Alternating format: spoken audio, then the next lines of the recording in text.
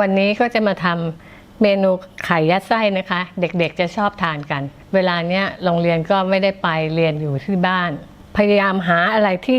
เด็กจะทานได้โดยที่ไม่เกี่ยงว่าโอ๊ยนี่เป็นผักหนูไม่ทานไม่ได้เอามาผัดรวมกันแล้วก็ห่อไม่ให้เห็นซะก็ลองดู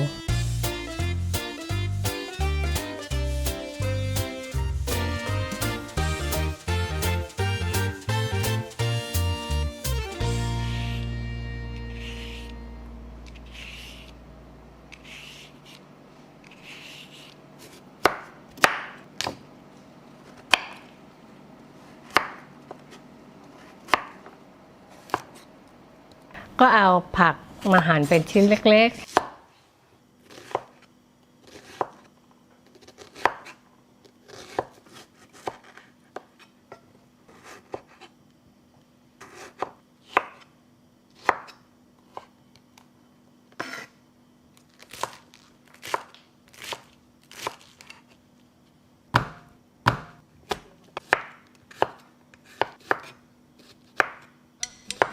เรามีเคล็ดลับว่า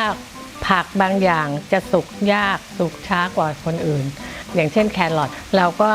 เอาผักอันนั้นไปต้มซะก่อนนะคะแล้วเราค่อยเอาเข้ามาผัดรวมกับอย่างอื่น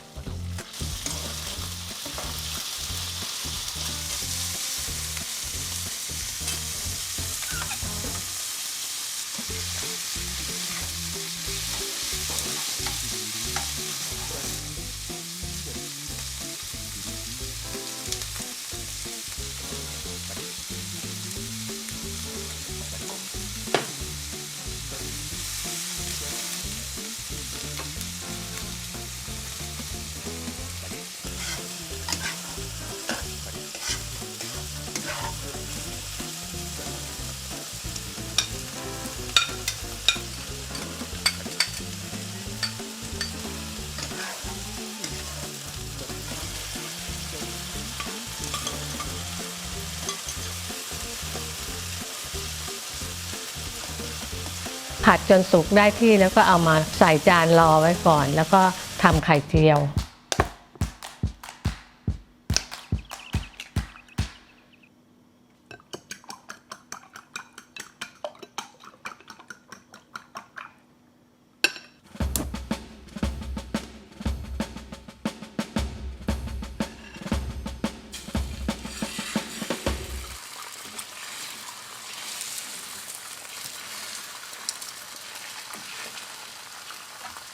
เทลงกระทะให้มันเป็นแผ่นบางๆก็เอา